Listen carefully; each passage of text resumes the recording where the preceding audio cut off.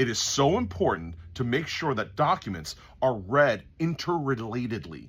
They all refer to each other. And I'll give you the example. Several months ago, I was retained by a client to do a waiver and consent for their business. They're in a medical practice. They wanted a waiver and consent. No problem, drafted it, followed the law, got it nice and easy, straightforward, plain English, no problem. Several months later, they came to me and said, hey, I wanted to add terms and conditions that we put on our website that deal with things like cancellation policies, lateness, billing, things like that. And we wanted to have that on our website. And I said, sure, no problem. They sent it over to me and said, this is what we came up with. Can you make it look legal and make it all formal? And I said, I got to do a little more than that, because the bigger problem is it does not relate directly to the waiver I drafted previously, and now there's conflicts between the two. There's inconsistent language, and there's a direct conflict because the waiver at the time said it was the complete agreement.